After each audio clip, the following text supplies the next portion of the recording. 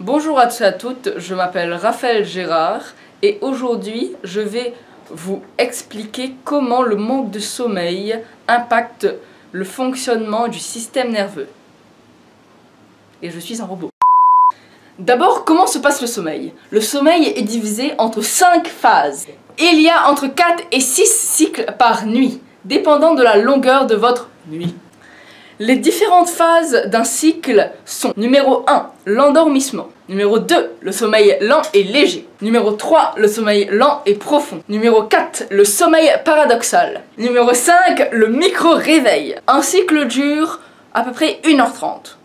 La consolidation de la mémoire pendant le sommeil lent profond. Dans la journée, il y a l'acquisition par les organes récepteurs. Les yeux, les oreilles, par exemple. On appelle ça l'encodage. La consolidation se fait pendant la nuit, durant le sommeil profond. Ça s'appelle le stockage. Puis, le lendemain se fait la récupération. D'après des études après une nuit complète de sommeil, qui est environ 9 heures, le temps de réaction est de moins de 400 unités arbitraires. Par exemple, un gardien de but qui réagit à un tir, c'est un temps de réaction. L'étude montre aussi que le niveau d'attention est de 40 unités arbitraires. Par exemple, la concentration en classe. Lors d'une courte nuit de sommeil entre 3 et 5 heures, le temps de réaction est plus long et le niveau de concentration diminue. C'est-à-dire que le gardien de but va réagir moins vite et qu'en classe, on sera moins longtemps concentré.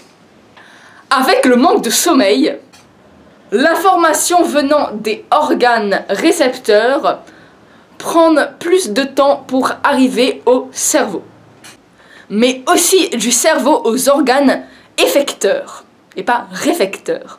Des études ont montré que si on lit avant de dormir, on dort 8h42, alors que si on est sur notre téléphone portable, on dort 8h18.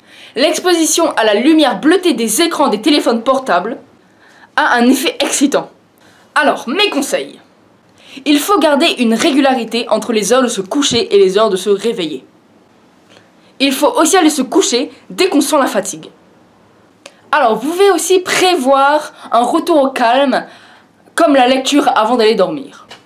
Bien sûr, ne pas consommer du jus, de soda, de café, de boissons énergisantes le soir. Faites aussi des activités physiques durant la journée. Exposez-vous au soleil pour bien dormir. Du coup, c'est tout pour aujourd'hui. J'espère que vous allez passer une bonne nuit. Sur ce, je vous dis à plus.